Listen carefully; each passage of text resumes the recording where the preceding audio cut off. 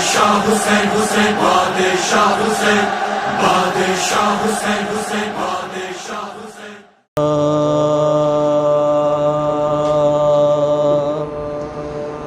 حسین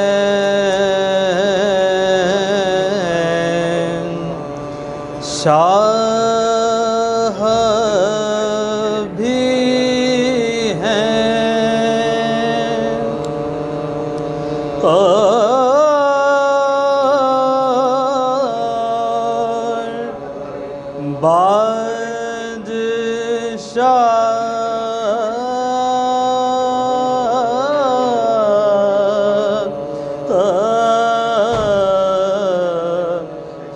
بھی ہیں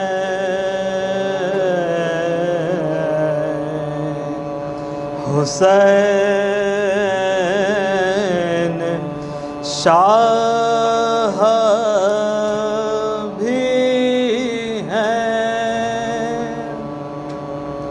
اور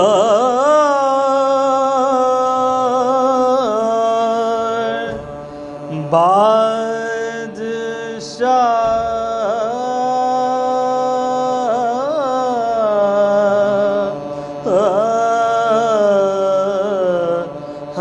بھی ہیں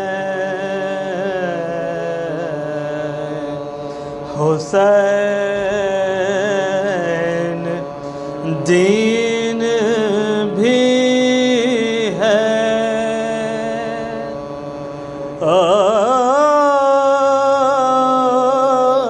اور دین پناہ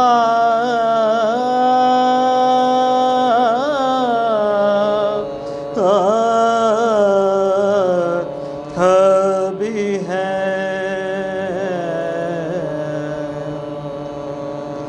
نہ کی یزید کی بیعت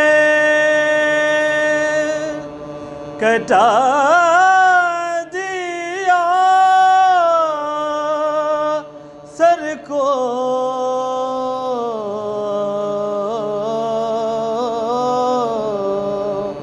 نہ کی یزید کی بیعت کٹا دیا سر کو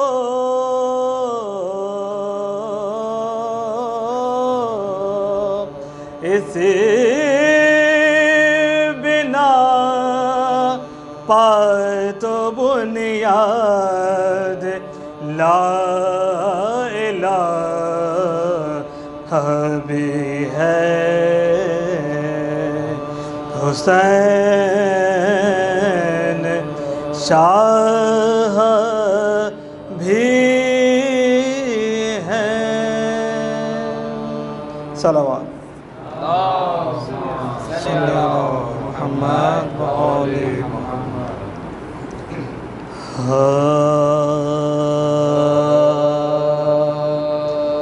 جب وطن سے کوچ کی مسلم کے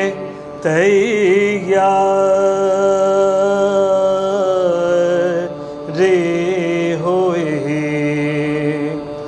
جب وطن سے کوچ کی مسلم کے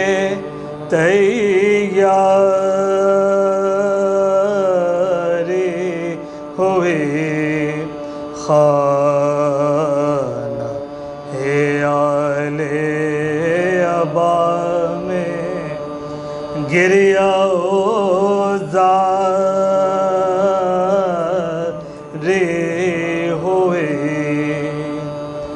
دونوں بیٹوں کی جو رخصت ماں سے یک باری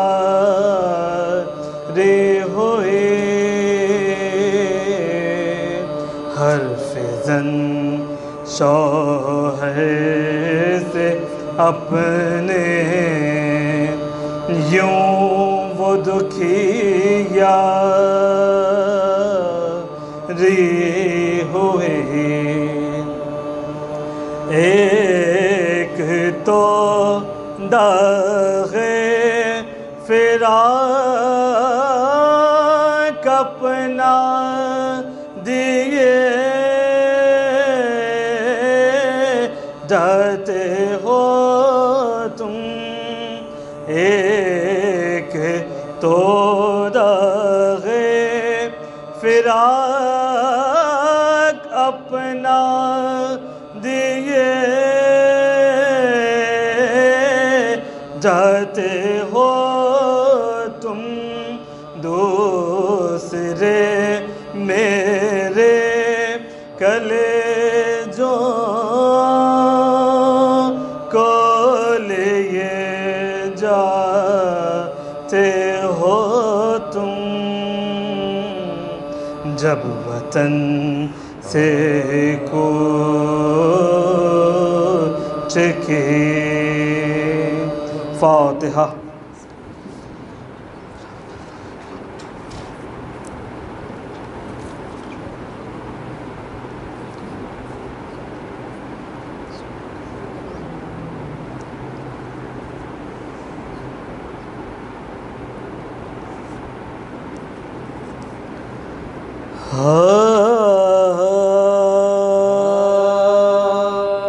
شاہ نے جب چاند محرم کا سفر میں دیکھا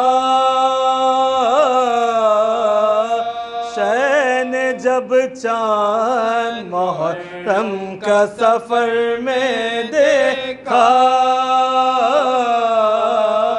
محضر قتل رقم 170 میں دیکھا بلجبین فلک ظلم سیر میں دیکھا موت کو لوٹ مچاتے ہوئے گھر میں دیکھا سرخ خون شفا قلب کو برمانے لگی شام عاشور کی تصویر نظر آنے لگی عزب کو رو کے پڑھنے لگے رویت کی دعا زندگی بھر سے نرالی تھی حضرت کی دعا وسعت رزق کا مفہوم نصیحت کی دعا حق سے کی عرض میں کرتا ہوں شہادت کی دعا صبر وہ بخشے کے تاروز جزا دھوم رہے حشر تک نام میرا سید مظلوم رہے قتل ہو جب میرا لشکر نہ جلا لائے مجھے سب عزیزوں کے کٹے سر نہ جلا لائے مجھے خون میں ڈوبے علی اکبر نہ جلا لائے مجھے سر پہ ہاتھوں پہ جو اصغر نہ جلا لائے مجھے پھول مرجھائے میرا شکر بجا لاؤں میں آپ ننھی سی لہت کود کے دفناؤں میں شین جب چاند محرم کا سفر میں دیکھا لا حول ولا قوة إلا بالله العلي العظيم رب اشرح لي صدري ويسر لي أمري واحلل عقدة من لساني يفقهوا قولي أعوذ بالله من الشيطان اللعين الرجيم بسم الله الرحمن الرحيم الحمد لله رب العالمين والصلاة والسلام على أشرف الأنبياء والمرسلين خاتم النبيين ورحمة للعالمين سيدنا ونبينا ومولانا أبي القاسم محمد اللهم صل على محمد وآل محمد وعلى آله الطيبين الطاهرين المعصومين المظلومين المنتجبين المنتخبين الميامين لا سيما على بقية الله في الأرضين اللهم عجل لهم فرج إنهم يرونه بعيدا ونراه قريبا ولعنة الله على أعدائهم أجمعين من الآن إلى قيام يوم الدين أما بعد فقد قال الله تبارك وتعالى في كتابه الكريم وفرقانه الحميد وقوله الحق وأصدق الصادقين بسم الله الرحمن الرحيم قد أفلح المؤمنون وقال أيضا في مقام آخر بسم الله الرحمن الرحيم ومن يعظم شعائر الله فإنها من تقوى القلوب درود پڑھیں محمد اللهم صل على محمد وآل محمد عزیزان محترم عشرہ محرم کے اس سلسلے کی دوسری مجلس اور کل آپ لوگوں کی خدمت میں اس بات کو عرض کیا گیا تھا کہ اس عشرہ اولیٰ کا جو عنوان قرار دیا گیا ہے وہ صفات مومن قرآن اور معصومین علیہ السلام کی نگاہ میں، اور اسی مناسبت سے سورہ مبارک مومنون جو قرآن مجید کا ایک ایسا سورہ ہے کہ جو انتہائی میل اور تعلق رکھتا ہے اس موضوع کے ساتھ کہ جب عنوان ہی مومن ہے تو قرآن مجید کا وہ سورہ کہ جو ایک انداز سے ایک مومن کے لیے پورا نصاب بن کے اترا، جس کا نام ہی سورہ مومنون رکھا گیا۔ اور یہاں پر ایک بات بیان کر دی جائے عزیزان محترم، اور اہل مطالعہ جو قرآن مجید کا مطالعہ کیا کرتے ہیں اور اپنے روز و شب کے اندر قرآن مجید کو اپنی تلاوت میں رکھا کرتے ہیں، اس لیے کہ عام طور پر جب یہ باتیں کہی جاتی ہے تو لوگوں کی نظریں جس انداز سے دیکھتے ہوئے نظر آتی ہے تو تعجب لگتا ہے کہ کیا قرآن بھی، نعوذ باللہ، کہنے کا مطلب یہ ہے کہ کیا روز پڑھے جانے کا کلام ہے؟ ہاں، ایک مرتبہ ایسا ہوتا ہے کہ بچپن میں مکتب میں والدین داخل کروا دیا کرتے ہیں، قرآن سیکھ لیا جاتا ہے، تھوڑا سا اور مومن گھرانہ ہوتا ہے، تھوڑا سا اور مسلمان گھرانہ ہوتا ہے تو قرآن مجید کو ختم کرنے کی حد تک کوشش کی جاتی ہے، اور کچھ نہ کچھ یہ کہہ دیا جائے کہ ہمارے بچے نے اپنی زندگی میں ایک مرتبہ قرآن ختم کیا ہے۔ اب وہ چاہے کسی بھی انداز سے زور زبردستی کچھ بھی کر کے قرآن ختم کرنے کا اگر یہ عنوان ہو جائے تو معاشرے کا سب سے بڑا پکا مسلمان وہ ہے جس نے زندگی میں ایک دفعہ قرآن ختم کیا ہے، اس کے بعد دوبارہ قرآن کب اٹھا کے پڑھا ہے یہ نہیں معلوم۔ ہمارے یہاں پہ عام طور پہ ایسا بھی ہوتا ہے عزیزان محترم، تھوڑا بہت جو دین سے زیادہ شغف رکھنے والے بچے ہوا کرتے، گھرانے ہوا کرتے ہیں، تو ایک کلاس ہوتی ہے اور اس کلاس کو کہا جاتا ہے راؤنڈ ٹیبل کی کلاس۔ وہ راؤنڈ ٹیبل کی کلاس یہ ہوتی ہے کہ جس کے اندر فکس سے شغف رکھنے والے، فکس سے انسیت رکھنے والے، فکس میں دلچسپی رکھنے والے، فقہ کا مطلب یہ ہے کہ جس کے اندر احکام شریعت کو ڈسکس کیا جاتا ہے، واجب، حرام، مستحب، مکروہ، مباح، جو تکلیف سے شروع ہو کر طہارت سے لے کر خم سے لے کر اور پھر اس کے بعد مالیات کے ابواب کو ڈسکس کیا جاتا ہے کہ جس کے اندر پھر رہن کے مسائل، کرائے کے مسائل، اجارے کے مسائل، مالی معاملات کے مسائل کو ڈسکس کیا جاتا ہے۔ ہماری اصطلاح میں جب طلاب کی اصطلاح میں بات کی جاتی ہے تو جب بات کی جاتی ہے جب فقہ کو مکمل کرنا ہے تو کہتے ہیں طہارت سے لے کے دیات تک، لیکن آپ لوگوں کی اصطلاح میں اگر میں بات کروں تو چونکہ ہم توضیح پڑھتے ہیں، توضیح سٹارٹ ہوتی ہے جس میں سب سے پہلا چیپٹر ہے جس کا نام ہوتا ہے تقلید۔ تقلید کے بعد پھر طہارت، اور طہارت اپنی جگہ جا کے دو حصوں میں تقسیم ہو جاتی ہے جس میں ایک طہارت ظاہری اور ایک طہارت باطنی ہے۔ طہارت ظاہری کا مطلب کیا ہے؟ یعنی آپ کا بدن و لباس پاک ہو تو آپ کو پہلے یہ سکھایا جاتا ہے کہ جن چیزوں سے نجس، جب تک آپ کو یہی نہیں پتا کہ نجس کب ہوتا ہے تو پھر آپ پاک کیا کریں گے؟ تو پہلے آپ کو پتہ ہونا چاہیے کہ نجاسات کیا ہے، متنجس چیز کیسے ہوتی ہے، پھر اس کے بعد آپ کو بتایا جائے گا کہ مطہرات کیا ہے، اور پھر سکھایا جائے گا کہ پاک کیسے کیا جاتا ہے۔ جب آپ ان دوروں سے گزر جاتے ہیں تو صرف اتنا سیکھے ہوئے ہوتے ہیں کہ بدن اور لباس نماز سے پہلے پاک ہونے چاہیے۔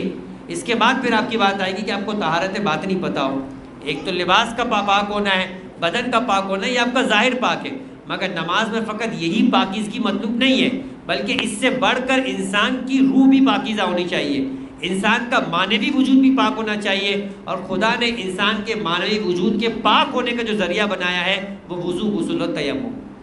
اس کے بعد وضو، غسل و تیمم کے مسائل شروع ہوتے ہیں، اور جہاں یہ مسائل مکمل ہو جائیں اسے کہا جاتا ہے یہ مقدمات نماز کا پہلا حصہ کمپلیٹ ہوا ہے۔ اب مقدمات نماز جب میں نے آپ کی خدمت میں کہہ دیا تو اسے ہی بتانا پڑے گا کہ یہ مقدمات نماز کیا ہے۔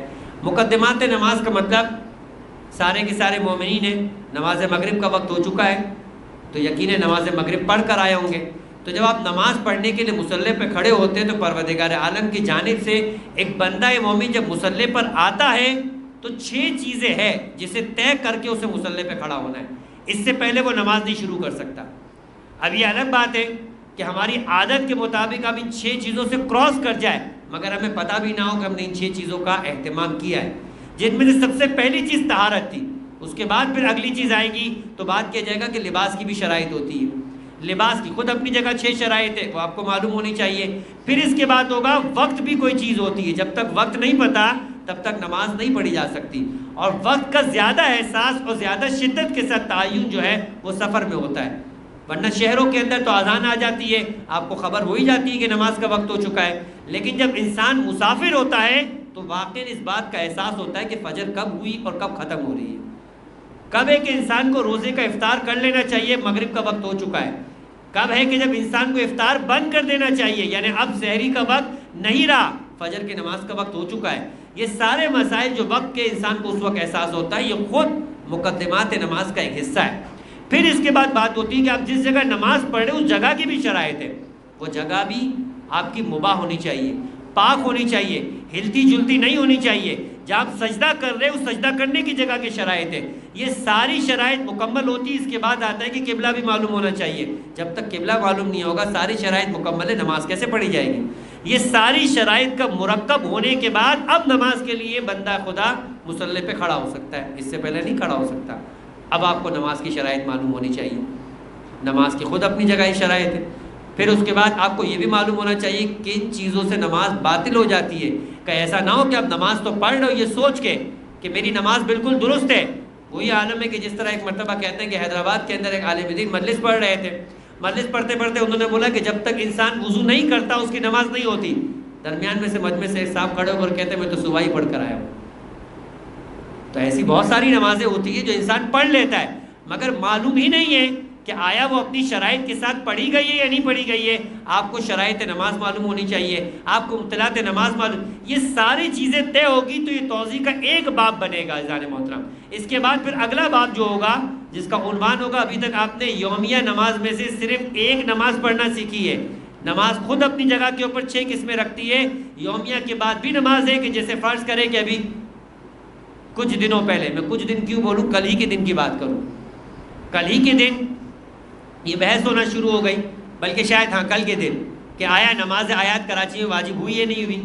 کراچی میں ریکٹر اسکیل کے اوپر 3 درجے کا زلزلہ دکھایا گیا، آپ میں سے کتنوں کو معلوم ہے کہ آیا اس درجے کے اوپر نماز ہوتی ہے نہیں ہوتی؟ زلزلے کے جھٹکے کہاں محسوس کیے گئے؟ آپ کس علاقے میں ہے؟ کراچی جیسے شہر کے اندر اگر کسی ایک علاقے میں جھٹکے محسوس کیا جائے، آج ہی کی بات کروں کہ جب بارش ہو رہی تھی تو کچھ علاقے تھے کہ جہاں بارش نہیں ہو رہی تھی، کچھ علاقوں میں بارش شروع ہو گئی تھی. اسی انداز سے زلزلے کے جھٹکے اتنے بڑے شہر میں کئی محسوس ہوں گے، کئی محسوس نہیں ہوں گے. تو مسائل کیا ہے؟ یہ ایک مومن کی ذمہ داری ہے. اور یہاں تک کہ پہلے ہی چیپٹر کے اندر اس بات کو لکھ دیا گیا، 9واں مسئلہ یا 8واں مسئلہ توضیح کی ترتیب کے اعتبار سے ہر مومن کی ذمہ داری ہے، واجب ہے اس کے اوپر، مستحب نہیں ہے، ہونا چاہیے کی بات نہیں ہے، واجب ہے کہ مبتلا بے مسائل کا علم رکھتا ہو. اور اگر نہیں رکھتا ہے تو ذمہ داری ہے کہ اس وقت جائے کسی ایسی کتاب کی طرف کہ جس پہ اطمینان ہے کہ اس میں لکھیں گے مسائل درست ہے، یا پھر ایسے عالم کی طرف اور جا کے اپنی ذمہ داری کو ادا کریں. حتیٰ یہ کہ دوران نماز اگر انسان کو کوئی ایسا مسئلہ پیش آ جائے جس کا مسئلہ اسے نہیں معلوم تو کیا شریعت ذمہ داری بتاتی ہے؟ اب اس طرح کے کئی مسائل ہیں عزیزان محترم. جو بات ہماری شروع ہو رہی تھی وہ اس بات سے کہ انسان پروردگار عالم کی جانب سے ایک ذمہ دار فرد بنا کے بھیجا گیا ہے، تو اس کو اپنی ذمہ داری کے بارے میں آگاہ ہونا ضروری ہے. جو آیت میں نے آپ کے سامنے سرنامہ کلام میں پیش کی، قد افلح المؤمنون کے مؤمن کامیاب قرار دے دیا گیا. اس عنوان کو اس مجلس کے لیے جب انتخاب کیا گیا تو جس سورہ کا انتخاب کیا گیا وہ سورہ مؤمنون. سورہ مؤمنون کے اندر ایک غلط فہمی ہے کہ جس کو واضح کر دیا جائے، جہاں سے بات چلی تھی کہ ایک مومن کے نصاب کا حصہ قرار دیا گیا ہے کہ وہ ہر روز قرآن کی تلاوت کرے. لیکن اجنبیت کی نگاہ ہوتی جب اسے کہا جاتا ہے کہ کیا زندگی میں اگر کوئی بہت ایسا مومن نکل آیا جس نے ایک دفعہ قرآن ختم کر لیا، کہتا ہے کیا قرآن نعوذ باللہ دوبارہ بھی پڑھنے کی کوئی چیز ہے؟ یہاں سے ہماری بات آگے نکلی تھی. تو میں آپ کی خدمت میں صادق آل محمد امام جعفر صادق علیہ افضل الصلاۃ والسلام، اتنا تو ہم سب کا ایمان ہے عزیزان محترم، مکتبہ اہل بیت کے چاہنے والے ہیں، مکتبہ اہل بیت کے ماننے والے ہیں. حجت الوداع کے موقع پر پیغمبر اکرم نے اس حدیث کا تکرار کیا. اس سے پہلے بھی پیغمبر اپنی زندگی میں بارہا یہ حدیث کہہ چکے تھے. کون سی حدیث؟ جسے آپ حدیث ثقلین کہتے ہیں. عنوان کیا ہے ہمارا؟ مومن قرآن و معصومین علیہ السلام کی نگاہ میں. قرآن و معصومین، اسے ذہن میں رکھیے گا. اور حدیث ثقلین کیا ہے؟ ثقلین کس کو کہتے ہیں؟ ثقل اکبر اور ثقل اصغر. ثقل اصغر کون ہے؟ اہل بیت. ثقل اکبر کون ہے؟ قرآن مجید. اور پیغمبر حجت الوداع کے موقع پر سر فہرست جس حدیث کو عنوان قرار دے کے جا رہے ہیں، انی تارک فیکم الثقلین کتاب اللہ و عطرتی، میں تمہارے درمیان دو گراں قدر چیزیں چھوڑے جا رہا ہوں. عزیزان محترم، یہ میرے عنوان کا حصہ نہیں ہے، لیکن جب آذان کی آواز سنی تو دل چاہتا ہے کہ ایک بات آپ کی خدمت میں عرض کی جائے. اس لیے کہ مجمع کے اندر اکثریت جب بچوں کی اور جوانوں کی دیکھ رہا ہوں تو یہ بات ایسی ہے کہ جو ہماری زندگیوں کے اندر پیش آنے والی ہے اور ضرور معلوم ہونی چاہیے اور اس کا خیال رکھنا چاہیے. اور اتفاق کی بات ہے، میں نے آپ سے کہا کہ میرے موضوع کا حصہ نہیں ہے، مگر میں نے سرنامہ کلام کے اندر اگر آپ متوجہ رہے ہو تو 2 آیتوں کی تلاوت کی. ایک آیت کی جس پہ میری گفتگو پیش کی جا رہی ہے، اور ایک آیت کی جس میں گفتگو کا اگلا حصہ آنے والا ہے. وہ جو اگلا حصہ آنے والا ہے اس سے تعلق ہے اس بات کا جو میں آپ کی خدمت میں ابھی عرض کے دے رہا ہوں. چونکہ آذان ہو گئی تو پھر اس سے ایک تعلق بنتا ہوا نظر آیا. اور وہ آیت سورہ مبارکہ حج کی آیت ہے، بہت مشہور و معروف آیت ہے. ایام عزا میں بھی اور اس سے ہٹ کر بھی جب تبرکات اہل بیت کی، تبرکات معصومین کی اور ان چیزوں کو موضوعات بنایا جاتا ہے تو وہاں بات کی جاتی ہے کہ وَمَن يُعَظِّمْ شَعَائِرَ اللَّهِ فَإِنَّهَا مِن تَقْوَى الْقُلُوبِ، کہ جو کوئی شاعر خدا کی تعظیم کیا کرتا ہے یہ اس کے دلوں کی پاکیزگی کی علامت ہوا کرتی. ابھی میں نے آپ کے سامنے ایک بات پیش کی، طہارت 2 طرح کی ہوتی ہے، ظاہری اور باطنی. اگر آپ کو سمجھ آ گئی وہ بات تو آپ کو یہ بات بھی سمجھ میں آنی چاہیے کہ تقویٰ بھی 2 طرح کے ہوا کرتے ہیں. ایک وہ ہے جو آپ کے ظاہر سے ظاہر ہو، یعنی آپ کا جو ظاہر ہے وہ متقی نظر آئے.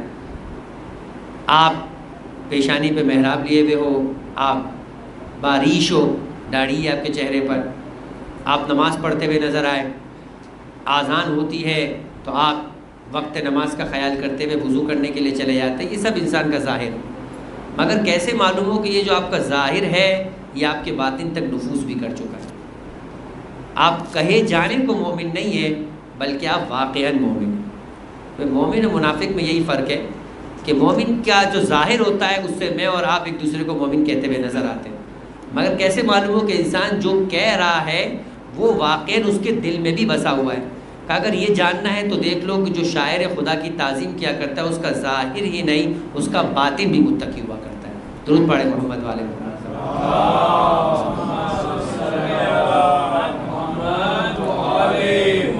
تو کوئی اور احترام کرے یا نہ کرے، لیکن کم سے کم مکتب اہل بیت کے چاہنے والا ہر فرد ہر شاعر خدا کا احترام کرتا ہوا نظر آئے۔ قرآن شاعر خدا ہے، آذان شاعر خدا ہے، ممبر شاعر خدا ہے، مجلس حسین شاعر خدا ہے، اور سب سے بڑھ کر جو میرا عنوان میں آپ کی خدمت میں پیش کر رہا ہوں، مومن شاعر خدا ہے۔ خود مومن شاعر خدا ہے۔ شاید ہم بہت ساری چیزیں سید سجاد امام زین العابدین علی افضل الصلاۃ والسلام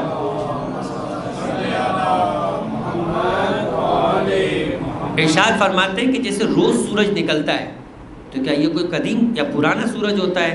کہ نہیں، جب ہر روز سورج طلوع ہوتا ہے تو نئی برکتیں لے کر آتا ہے۔ کہ اس طریقے سے جب بندہ مومن جب بھی قرآن پڑھتا ہے، جب قرآن نئی رحمتوں و برکتوں کے ساتھ آتا ہے۔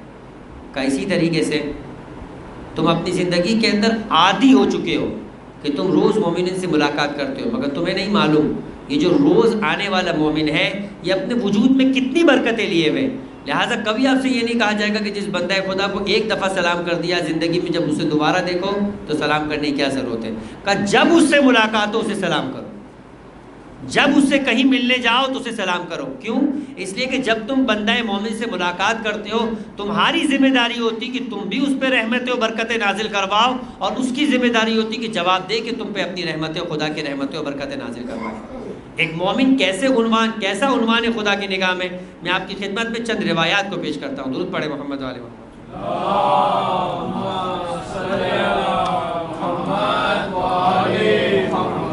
میزان الحکمت یہ کتاب ہے ایزان محترم، اور اس کتاب کی مختلف چاپ یعنی مختلف پبلیکیشنز کے حساب سے مختلف جلدیں۔ جس میزان الحکمت کو میں نے اٹھایا ہوا یہ 8 جلدوں پر ہے، ورنہ یہی کتاب 10 جلدوں پر بھی موجود ہے۔ اور اس کتاب کو کی اہمیت یہ کہ اردو میں ٹرانسلیٹ ہو چکی ہے الف سے لے کے یا تک، ٹھیک ہے؟ انگریزی پڑھنے والوں کے لیے اے سے لے کے زیڈ تک، لیکن بہرحال کتاب کے اندر الف سے یا ہی کی ترتیب ہے۔ الف سے لے کے یا تک ہر عنوان کو منتخب کر کے، یعنی ہر الفابیٹ کو منتخب کر کے الف کو منتخب کیا ہے، تو الف سے متعلق عنوانات بنائے گئے، ہر عنوان کے ذیل میں 4 معصومین کی روایت کو اس کتاب میں نقل کیا گیا۔ اگر کسی کی دلچسپی ہے، مثال کے طور پہ میں غیبت کے اوپر حدیثیں دیکھنا چاہتا ہوں، میزان الحکمت کو اٹھائے، غین کے باب میں چلے جائے، چیپٹر میں چلے جائے، اسے غیبت کا عنوان نظر آئے گا، اس پر حدیثیں دیکھنا شروع کریں۔ اسی طریقے سے کسی کا دل چاہتا ہے کہ آج مثال کے طور پر رحمت خدا کے سلسلے میں دیکھوں کہ کیا روایات معصوم نے فرمائی ہے۔ رحمت خدا کا رے اس کا الفابیٹ ہے، رحمت کے عنوان پہ جائے حدیثیں ملنا شروع ہو جائے گی۔ نماز کے بارے میں، زکوٰۃ کے بارے میں، خمس کے بارے میں، اہل بیت کے بارے میں، ولایت کے بارے میں، جو عنوان آپ کے ذہن میں آ سکتا ہے آپ سوچیں، اس کا فرسٹ الفابیٹ چوز کریں، اس فرسٹ الفابیٹ سے اس میزان حکمت میں کتاب نکالیں۔ صاحب کتاب نے اس کے اوپر محمد علی فاضل، جن کا نام ہے، انہوں نے ٹرانسلیٹ کیا ہے، کتاب آیت اللہ محمد ریری شہری کی ہے۔ اور اب جب میں نے کتابیں، جب عنوان مومن قرآن و معصومین کی نگاہ میں، تو لفظ ایمان کو میں سے الف کا انتخاب کیا، اور جب اس میں مومن کی بات آئی، جب آپ کو شاعر خدا کے اعتبار سے مومن کا عنوان تعارف کروا رہا ہوں، تو آپ دیکھیے کہ مومن کی عظمت کے عنوان سے پہلی روایت المؤمن اعظم حرمت من الکعبہ۔ عجیب بات ہے، کسی کو شک ہے اس بات میں کہ کعبہ شاعر خدا میں سے؟ جزء کعبہ شاعر خدا میں سے، کعبہ نہیں، جزء کعبہ شاعر خدا میں سے، حجر اسود شاعر خدا میں سے، مقام ابراہیم شاعر خدا میں سے، صفا و مروہ اس کے بارے میں تو قرآن مجید کی آیت اتر گئی، ان الصفا والمروہ من شاعر اللہ، کہ صفا و مروہ شاعر خدا میں سے۔ علامہ نکن اس کے سلسلے میں انتہائی دقیق بات کہتے ہیں کہ یہ صفا و مروہ ہے کیا؟ پہلے تو آپ کو یہ خدمت میں عرض کر دوں کہ شاعر خدا کیا ہوتا ہے۔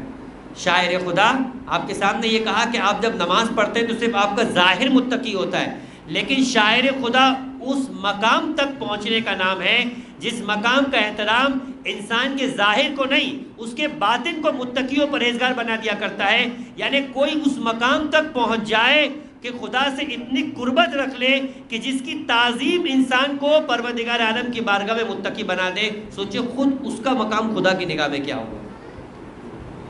ان فہرست کے اندر آنے والی اشیاء کے اندر صفا و مروہ کا نام دیا گیا.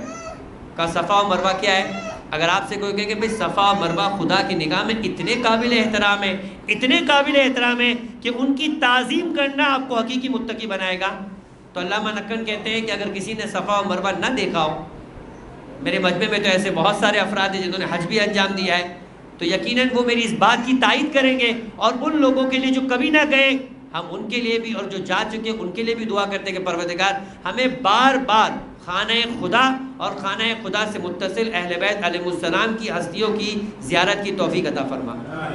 لیکن جو جا چکے وہ تائید کریں گے، اور جو نہیں جا چکے میں ان کے ذہنوں کے اندر ایک سوال پیدا کرتا ہوں کہ اگر آپ کبھی نہیں گئے اور میں آپ سے کہوں کہ صفا و مروہ خدا کی نگاہ کے اندر بہت قابل احترام پہاڑی ہے، آپ کہیں گے شاید دنیا کا کوئی سب سے بڑا پہاڑ ہوگا. علامہ نقن فرماتے کہ نہیں، اتنا چھوٹا پہاڑ میں نے کبھی نہیں دیکھا. فرمایا اچھا ٹھیک ہے، بہت بڑا پہاڑی سلسلہ ہوگا. کہا ایسا نہیں ہے، ایک ہی پہاڑ ہے.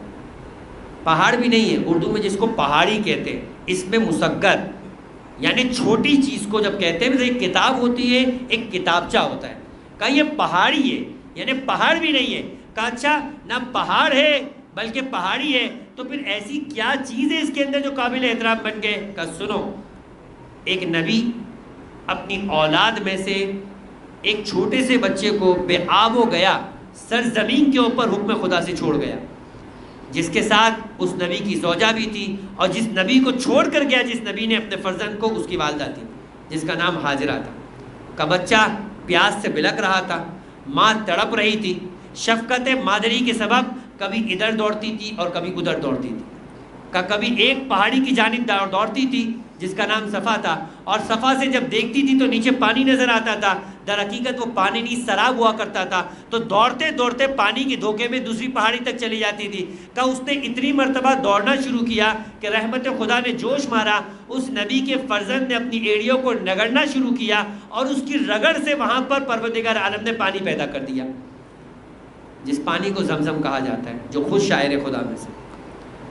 کہا اچھا پھر ہوا کہ یہ پہاڑیاں کیوں قابل احترام بن گئی؟ کہا نہ یہ نبی ہے، نہ نبی کا فرزند ہے، نہ نبی کی ایڑیاں اس پر رگڑی گئی ہے، بلکہ ایک نبی کی زوجہ جو خود بھی معصومہ نہیں تھی، ایک نبی کی زوجہ تھی. نبی کی زوجہ ضروری نہیں ہے کہ معصومہ قرار پائے، کسی امام کی زوجہ ضروری نہیں ہے کہ معصومہ قرار پائے، اس لیے کہ ضروری نہیں ہے سوائے چہاردہ معصومین کے اندر حضرت زہرا سلام اللہ علیہا کے. درود پڑھے محمد والے محمد. کوئی نبی کی اور کسی امام کی اور معصوم کی زوجہ نہیں ہے جو معصومہ ہے، سوائے شہزادی کونین کے. کوئی چہاردہ معصومین کے اندر مقام عصمت تک نہیں پہنچا سوائے حضرت زہرا سلام اللہ علیہ کے. عزیزان محترم منتظمین کی جانب سے درخواست کی جا رہی ہے، آپ لوگ تھوڑا تھوڑا آگے تشریف لے آئے، پیچھے آنے والے مومنین کے لیے دقت کا باعث ہو رہا ہے، وہ بھی ثواب میں باقاعدہ شریک ہو سکے. درود پڑھے محمد والے محمد.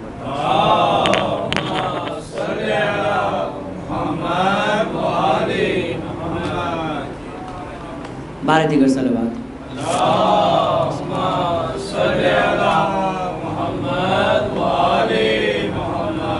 کہ ایک نبی کی زوجہ ہے کہ جس کے قدم کسی پہاڑی تک پہنچ گئے.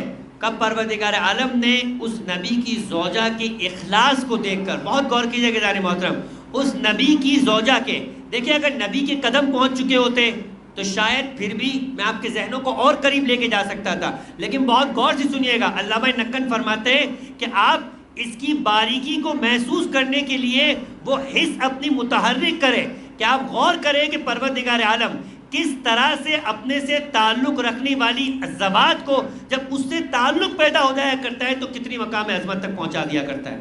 کہا ایک نبی کی زوجہ کے اندر اخلاص کو پایا، ایک نبی کے فرزند کو بچانے کے لیے، تو پروردگار عالم نے اس نبی کی غیر معصومہ زوجہ کے قدموں کو ان پہاڑیوں تک پہنچنے کی وجہ سے، جو اخلاص کی وجہ سے دوڑ کر پہنچے تھے، ان پہاڑیوں کو جو نبی کی زوجہ کے قدموں میں آ گئے شاعر خدا بنا دیا. کہ ایک لمحے کے لیے تصور کرے جس نبی کی زوجہ کے پاؤں میں اتنی طاقت ہے کہ پہاڑیوں تک پہنچنے پہ وہ جسے شاعر خدا بنا دے، خود اس نبی کی زوجہ کا مقام خدا کی نگاہ میں کیا ہوگا. اور پھر فرمایا کہ اپنی حس کو مزید متحرک کرے، سوچے کہ خود اس نبی خدا کا مقام خدا کی نگاہ میں کیا ہوگا۔ عزیزان محترم، یہ اتنا آسان ہے مسلمانوں کے یہاں پر، اتنی میں کہوں گا کہ انسان کم ظرف کو گر جاتا ہے کہ یہ کہتا ہوا نظر آتا ہے۔ یہ جس نبی کی بات کر رہی ہے عزیزان محترم، وہ نبی خلیل خدا ہے، وہ کتنا ہی قابل احترام صحیح، مگر ہمارے نبی جتنا قابل احترام نہیں۔ ہمارا نبی وہ ہے کہ جو خاتم النبیین ہے، وہ جو رحمت للعالمین ہے، وہ جو سید المرسلین ہے، وہ جو حبیب خدا عالمین ہے، کہا اس کا مقام کتنا ہوگا۔ اور یہ مسلمان اتنا کم ظرف ہو جاتا ہے کہ جب گرنے پہ آتا ہے تو کہتا ہے یہ نبی ہم جیسا۔ احساس کرنے کی ضرورت ہے کہ توہین نبوت کا آغاز ہوا کہاں سے۔ یہ جو ہم ہر بات میں کہتے ہیں کہ توہین رسالت و نبوت، انسان سوچنا شروع کرے کہ اس سے پہلے کہ غیروں نے توہین کی ہے، اس سے پہلے مسلمان نے خود اپنے نبی کی توہین کی ہے۔ جس خدا نے ایک نبی کی زوجہ کے پاؤں کے پہنچنے میں پہاڑیوں کو شاعر خدا بنا دیا، وہ نبی کتنا عظیم ہوگا کہ جس نبی کے جب سدرۃ المنتہا کے اوپر قدم پہنچتے ہوئے نظر آئے تو کائنات کا سب سے بڑا فرشتہ سید الملائکہ کہنے میں مجبور ہوا کہ اے اللہ کے رسول، اب اس مقام سے آگے آپ کا مقام ہے، اس لیے کہ میں آگے بڑھا ایک قدم روایت کے الفاظ میرے بالوں پر کو جلا دیا جائے گا۔ اور عجیب جملہ ہے علامہ نکن کا، فرماتے ہیں کہ قرآن مجید کہتا ہوا نظر آیا، کوئی اور مانے نہ مانے، قرآن کہہ رہا ہے کہ ہم بتائیں گے ہمارے نبی کا مقام کیا ہے۔ فرمایا قد کان قاب قوسین او ادنی، ہمارا نبی ہم سے اتنا قریب ہوا کہ 2 کمانوں کا فاصلہ رہ گیا تھا۔ اب تمہارا ذہن پہنچ گیا کہ مقام عرش اولیٰ میں جو ایسا مقام ہے جب کائنات کا کوئی بشر نہیں پہنچ سکا، جہاں کوئی خلقت نہیں پہنچ سکی، جب سید الملائکہ کے پر جل جاتے، وہاں پہنچنے کے لیے خدا کہہ رہا ہے کہ 2 کمان کا فاصلہ تھا، بلکہ اس سے بھی کم تر کا، کتنا کم تر کا، بس اتنا سمجھو کہ وہ ساجد تھا، یہ مسجود تھا، وہ خالق تھا، یہ مخلوق تھا، اس کے علاوہ سارے مقام و فاصلے ختم ہو چکے تھے۔ درود پڑھے محمد وآل محمد۔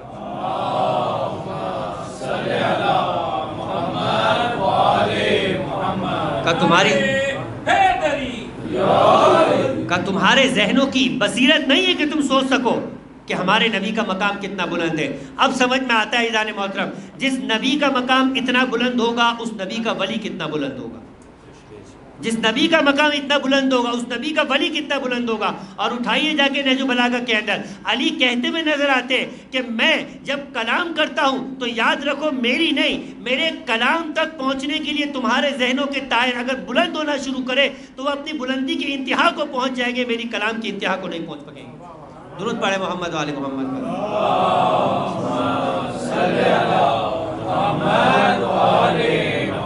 اب ہم مقام میں تنزل کرتے ہوئے نظر آ رہے ہیں۔ میں نے آپ سے کہا کہ نبی کتنا بلند ہے، آپ سے کہا کہ بڑا نبی کتنا بلند ہے، بڑے نبی سے کہا کہ بڑے نبی کا ولی کتنا بلند ہے۔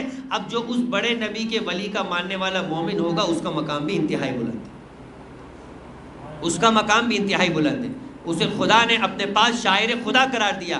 اور اگر آپ کے ذہن میں اب بھی کوئی شک ہے تو میں آپ کے سامنے معصومی کی روایت پیش کرتا ہوں کہ کعبے کے شاعر خدا ہونے میں تو آپ کو کوئی شک نہیں ہے۔ وہی نبی یہ کہتا ہوا نظر آ رہا ہے المؤمن اعظم حرمت من الکعبہ، کہ مومن کا مقام کعبے سے بھی بلندتر ہے۔ اب تم کچھ بھی سمجھتے ہو مسلمان کعبے کو، لیکن اتنا جان لو کہ جہاں جا کے تمہاری سوچ کعبے کی عظمت کے بارے میں ٹھہر جائے گی اس سے بلندتر مومن ہے۔ اور پھر اس کے بعد مزید وضاحت کے ساتھ اگلی روایت میں فرمایا نظر النبی صلی اللہ علیہ وآلہ وسلم الی الکعبہ، پیغمبر جب کعبے کا طواف کر رہے تھے تو کعبے کی جانب نگاہ کی اور ایک مرتبہ فقال مرحبا بالبیت ما اعظم، اے خدا کے گھر تیرا مقام کتنا بلند ہے۔ دنیا میں اگر کوئی زمین ہو سکتی تھی اور اس زمین پہ کوئی گھر ایسا ہو سکتا تھا جس گھر کو تو اپنے آپ سے منسوب کر سکتا تھا تو وہ کعبہ ہے، اس سے بڑھ کر کیا مقام ہوگا۔ فرمایا وَأَعْظَمُ حُرْمَتِكَ عَلَى اللَّهِ، اور کتنی عظیم حرمت اور احترام ہے تیرا خدا کی نگاہ میں، کتنا احترام ہے۔ کسی مسلمان کو اجازت نہیں ہے کہ جو میقات بنائے گئے، میقات کس کو کہتے ہیں؟ وہ جو حج اور عمرے پہ جا چکے انہیں معلوم ہے کہ پروردگار عالم نے مکے کی سرزمین کے آنے کی جانب آنے سے پہلے 5 مقامات کو معین کیا، جن مقامات کو میقات کہا، جس مقام سے آگے کسی مسلمان کو اجازت نہیں ہے کہ جب تک وہ محرم نہ ہو جائے احرام نہ پہن لے تب تک اس سرزمین پہ نہیں آ سکتا. عزیزان محترم، نہ فقط سرزمین پہ نہیں آ سکتا، جب تک خانہ خدا کا طواف نہ کر لے کسی اور کام میں مصروف نہیں ہو سکتا. پیغمبر فرما رہے ہیں کہ تیرا مقام، تیری عظمت خدا نے کتنی بلند رکھی ہے، تیرا حرمت پروردگار عالم نے کتنی زیادہ رکھی ہے. اور اس کے بعد پیغمبر نے اب جب اتنا کہہ دیا فرمایا واللہ للمؤمن اعظم حرمت منک، خدا کی قسم کعبے نے اپنے احترام کو سن لیا. اے کعبہ تجھ سے بڑھ کر اگر کسی کا احترام ہے تو اس کو مومن کہا جاتا ہے. پھر پیغمبر نے فرمایا لأن الحرم منک واحدۃ، اس لیے کہ پروردگار عالم نے تجھے فقط ایک نسبت سے احترام دیا ہے، فقط ایک نسبت سے تجھے احترام دیا ہے کہ تو اس کا گھر. لیکن فرمایا وَمِنَ الْمُؤْمِنِ ثَلَاثَةٌ، لیکن مومن کو 3 نسبتوں سے احترام دیا ہے. وہی جیسے اقبال کا شعر تھا کہ حضرت مریم کو پروردگار عالم نے ایک نسبت سے احترام دیا ہے، وہ یہ کہ جناب عیسیٰ کی والدہ ہے. کہا لیکن جناب زہرا کا مقام 3 نسبتوں سے، کہ وہ رسول کی بیٹی ہے، علی کی زوجہ ہے اور حسنین کی والدہ ہے. کہ اسی طریقے سے کعبے کی فقط ایک جہت سے عزت و احترام ہے، مگر مومن کی عزت اور احترام 3 جہتوں سے. فرمایا پہلی چیز وہ مال ہوں. آج میں اسی مقام تو گفتگو کو روکوں گا اور آپ کو یہ ایک مرتبہ پیغام دینا عزیزان محترم ان روایت معصومین کے ذیل کے اندر آ کر کہ ہم کبھی کبھی ان چیزوں کا احساس نہیں کرتے اور ان چیزوں کے معاملے میں بہت زیادہ رقیق اور بہت زیادہ کمتر احساس کرنے کی وجہ سے توہین کرنے نظر آتے ہیں. ہم کہتے ہیں ٹھیک ہے مومن کا احترام ہے، مگر مومن کا مال کا کوئی بات نہیں، ہو جاتا ہے، ہو نہیں جاتا. عزیزان محترم کہا کہ مومن کا 3 جہتوں سے احترام ہے اور ہر جہت سے احترام کعبے سے بڑھ کر ہے. کہ پہلی چیز پیغمبر فرما رہے مالہ، اے مومن تیرے مال کا اتنا احترام ہے جتنا کعبے کا نہیں. اب اگر کسی ایک مومن کا 1 درہم کسی نے کھا لیا تو کہا کعبے کو توڑنے سے بڑا گناہ کیا. ہم میں سے کسی کی ہمت ہے کہ کعبے کا 1 ذرہ بھی توڑتے ہوئے نظر آئے، سارے مسلمان اس کو واجب القتل قرار دے کے اسی کعبے میں اس کو قتل کر دیں گے. لیکن عزیزان محترم مومن کا مال کھانا کتنا آسان کام ہو چکا ہے. پیغمبر فرما رہے کہ مومن کے احترام کی پہلی جہت وہ مال ہو، دوسری جہت وہ دم ہو. پہلے مال کو رکھا کیونکہ یہ زیادہ سستا ہے لوگوں کی نگاہ میں. اس کے بعد دوسری چیز وہ دم ہو، اس کا دم، وَأَن يَظُنَّ بِهِ ظَنُّ السُّوءِ، اور تیسری چیز ہے مومن کے بارے میں گمان رکھنا. عزیزان محترم ان میں سے ہر چیز اپنے مقام پر اپنی تفصیل رکھتی ہوئی، جس کا انشاءاللہ جب گفتگو مزید آگے بڑھے گی تو اس کی تفصیلات بیان کی جائے گی. مگر آج فقط اسی حد تک کہ مومن کا احترام 3 جہتوں سے. پہلی جہت اس کا مال، دوسری جہت اس کی جان اور تیسری جہت اس کی عزت. روایت نے کہا ایظن، کہ اس کے بارے میں گمان کیسا رکھتے ہو تم، اس کے بارے میں تمہارا خیال کیسا ہے. ایک مومن جتنا پاکیزہ ہوا کرتا ہے اس کے بارے میں خیال بھی اتنا ہی پاکیزہ ہونا چاہیے. عزیزان محترم ایک لمحے کے لیے ہم چلتے ہیں مکہ معظمہ کی اس سرزمین پر کہ جہاں حسین 28 رجب کو ہجرت کر کے 3 شعبان کو مکہ پہنچ گئے. آپ نے مومن کا احترام سن لیا. میں نے کل بھی آپ کی خدمت میں کہا تھا کہ جب مومن کا احترام اتنا ہے تو سردار مومن کا احترام کتنا ہوگا. عزیزان محترم حسین سے بڑھ کے کون سردار ہوگا. کل آپ کی خدمت میں عرض کیا کہ جب دار الامارہ کے اندر مسلم ابن عقیل کو گرفتار کر کے لایا گیا تھا تو یہی کہا تھا نا کہ وہاں پہ کھڑے ہوئے سپاہیوں نے کہ اے مسلم امیر کو سلام کر. اور مسلم نے بہت شجاعت کے ساتھ آنکھوں میں آنکھ ڈال کے کہا تھا مالی امیر سوى الحسین، میرا امیر سوائے حسین کی کوئی نہیں ہے. ہم مومنین کا امیر حسین ہے اور حسین کی آل میں سے آنے والی وہ اولاد ہے کہ جو ہمارا امام ہے. بس عزیزان محترم یہ حسین کہ جس کی عظمت کعبے سے بلند تر ہے. آپ نے سن لیا کہ ایک عام مومن کی عظمت کعبے سے بلند تر ہے تو حسین کی عظمت کتنی ہوگی. مگر اسی حسین کو مکے کی سرزمین پر اطلاع دی گئی کہ یزید کی جانب سے 30 افراد معین کیے گئے جو احرام کے لباس میں حسین کا قتل کرنے کے لیے طواف کے اندر شامل ہو چکے. 25 حج پاپیادہ کرنے والا حسین ایک مرتبہ ترک حج کر کے 8 ذی الحج کو نہ جانے کتنی حسرت کی نگاہ سے کعبے کو چھوڑ کر جا رہا ہے. لیکن عزیزان محترم، ترک کعبہ کرنے سے قبل، مکے سے عراق کی جانب ہجرت کرنے سے قبل صورتحال یہ بن چکی ہے کہ مسلسل عراق کی جانب سے خطوط روانہ ہو رہے ہیں، اور ہر خط کا عنوان ہے الاجل الاجل ثم الاجل ثم الاجل۔ عراق کی جانب سے جو خط آ رہے ہیں، شہر کوفہ میں جو مومنین بستے ہیں، جو حسین کی عظمتوں سے واقف ہے اور جو نہیں بھی واقف ہے مگر کسی نہ کسی خیال میں مصروف ہے، وہ حسین کو خط لکھ لکھ کر بلا رہا ہے۔ خطوط کی تعداد 12,000 سے بڑھ گئی۔ ایک مرتبہ حسین سے یہ کہا جا رہا تھا کہ آپ جلد سے جلد آ جائیے اور کوفے کی امارت اور حاکمیت کو اختیار کر لیجئے، تاکہ ہم قیامت کے دن اللہ کی بارگاہ میں کہہ سکیں کہ جو جس کا حق تھا ہم نے دیا اور اس کی قیادت کے اندر ہم جمع ہو گئے۔ امام مظلوم نے اپنے معتبر، اپنے معتمد، اپنے مؤثق اور اپنے قابل بھروسہ اپنے چچازاد بھائی مسلم ابن عقیل کو بلوایا، اور بلوانے کے بعد کہا بھیا عراق کی جانب سے خط آ رہے ہیں اور میں چاہتا ہوں کہ تم میرے نائب بن کر کوفے کی جانب عازم سفر ہو جاؤ، اور وہاں جا کر مجھے اطلاع دو، اگر اہل کوفہ اپنے قول میں صدق و وفا کے پیکر بنتے ہوئے نظر آتے ہیں تو تم مجھے خط لکھنا، میں ان کی جانب روانہ ہو جاؤں گا۔ مسلم کسی طرح بھی راضی نہیں تھے کہ اپنے مولا کی ہم رکابی کو چھوڑ کر اپنے مولا سے جدا ہو کر کوفے کی جانب روانہ ہو، مگر حکم امام تھا، نہ چاہتے ہوئے بھی امام کے حکم پر لبیک کہا، اور ایک مرتبہ مکے سے نکل کے مدینہ پہنچے۔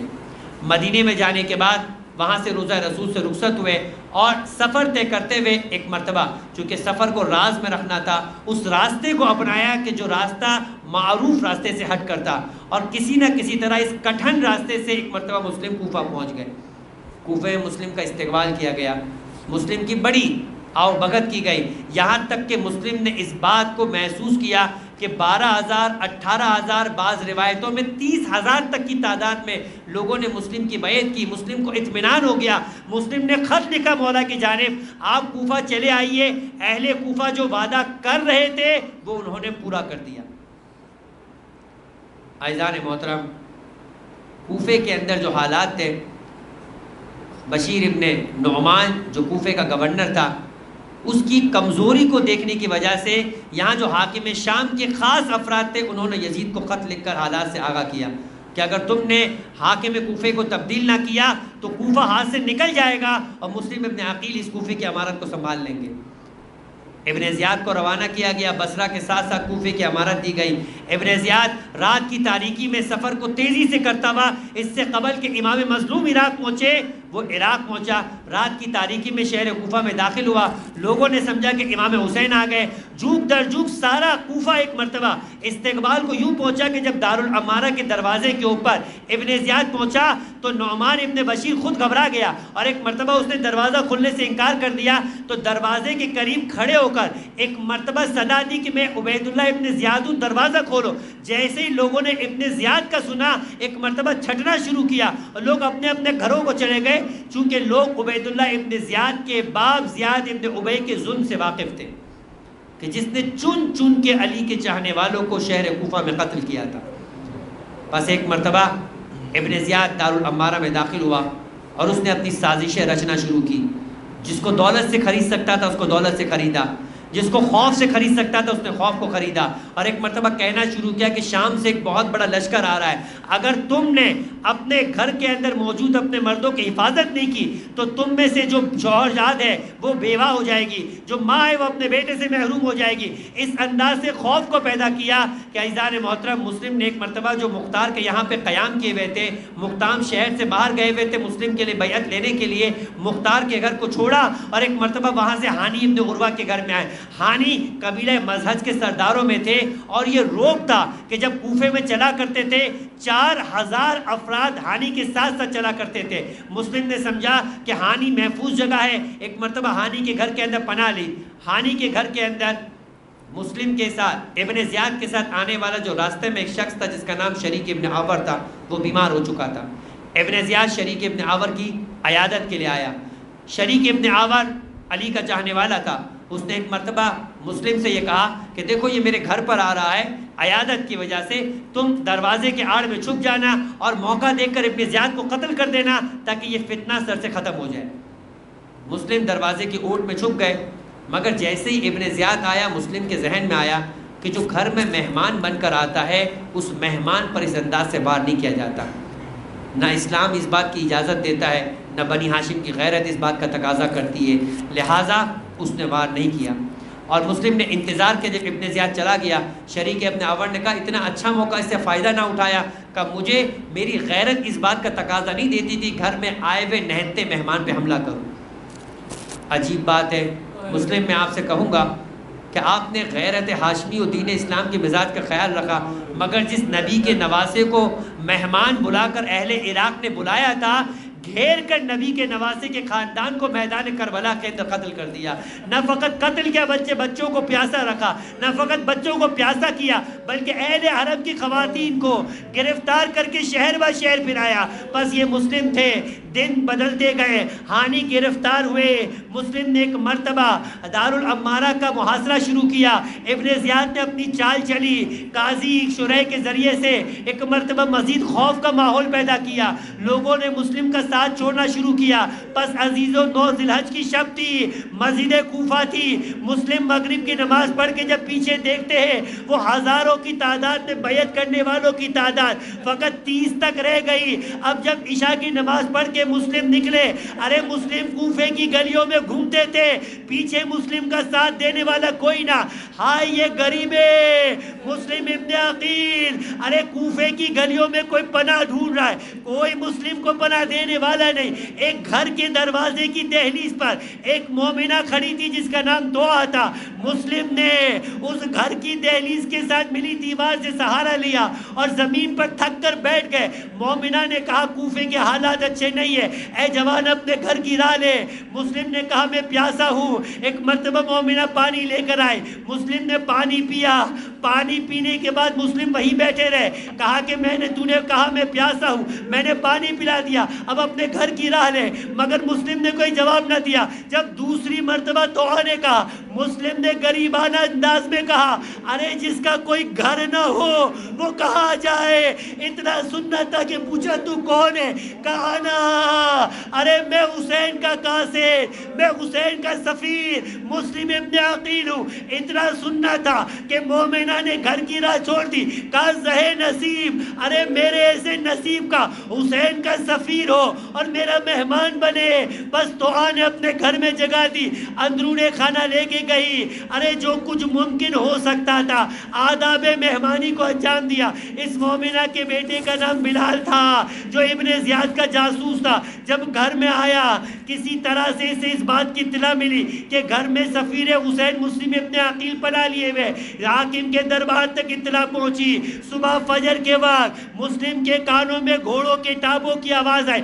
مسلم نے ایک مرتبہ زرہ کو پہنا، گھر سے نکلنا چاہتے تھے تو ایک مرتبہ سامنے راستے میں آ کر کھڑے ہو کر کہا کہاں جانے کا ارادہ ہے آقا؟ کہا سنتی نہیں ہو، گھوڑوں کی ٹاپوں کی آواز ہے، دشمن حملہ کرنے آ رہا ہے۔ بس میں نے خواب میں دیکھا تھا، میرا چچا علی نے مجھے کہا مسلم تمہاری زحمتیں تمام، اب تم ہمارے پاس جلد آنے والے ہو، اب میں لڑنے کو باہر نکلوں گا۔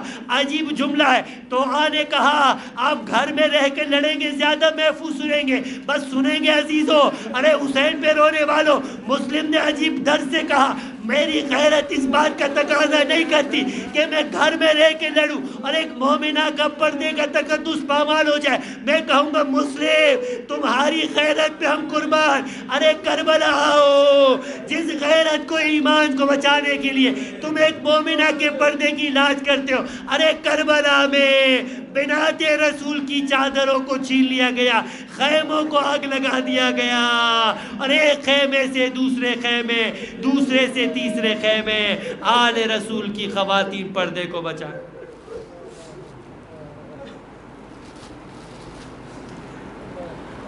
الا ولعنۃ اللہ علی قوم الظالمین وسیعلم الذین ظلموا ای منقلب ینقلبون۔ بار الہ تجھے واسطہ محمد و آل محمد کا، ہمارے اس کلی سے توسل کو اپنی بارگاہ میں قبول فرما، ہمارے گناہ صغیرہ و کبیرہ کو معاف فرما، ہمارے مرحومین کے گناہ صغیرہ و کبیرہ کو معاف فرما، انہیں جوار معصومین میں اعلیٰ علیین میں جگہ عطا فرما۔ پروردگارہ تجھے واسطہ محمد و آل محمد کا، آل محمد کے چاہنے والے دنیا و جہاں میں جہاں کا یہ آباد ہے فرش اعضاء کو بچھائے ہوئے ان کی جان مال و عزت کی حفاظت فرما۔ پروردگارہ تجھے واسطہ محمد و آل محمد کا، آل محمد کے چاہنے والوں میں جو بیمار ہیں شفائے کاملہ عاجلہ عطا فرما، جو بے روزگار ہیں رزق حلال عطا فرما، جو صاحبان روزگار ہیں ان کی رزق حلال وسعت و برکت عطا فرما، جو بے اولاد ہیں اولاد صالحہ عطا فرما، جو قرض دار ہیں ان کے قرض کو غیب سے ادا فرما۔ پروردگارہ تعلیمات اہل بیت کو حاصل کر اس پر عمل کرنے کی توفیق عطا فرما، انہی تعلیمات کے مطابق ہمیں اپنی اولاد اور اپنے معاشرے کی تربیت و اصلاح کرنے کی توفیق عطا فرما۔ پروردگارہ تجھے واسطہ محمد و آل محمد کا، آل محمد اٹھائے گئے مظالم کا انتقام لینے کے لیے، کربلا والوں کا انتقام لینے کے لیے اپنی آخری حجت امام اشرف الزمان کے ظہور میں تعجیل فرما، ہمیں ان کے چاہنے والوں میں شمار فرما، ان کے دل کو ہم سے راضی و خوشنود فرما۔ وتقبل منا انک انت السمیع العلیم وتب علینا انک انت التواب الرحیم برحمتک یا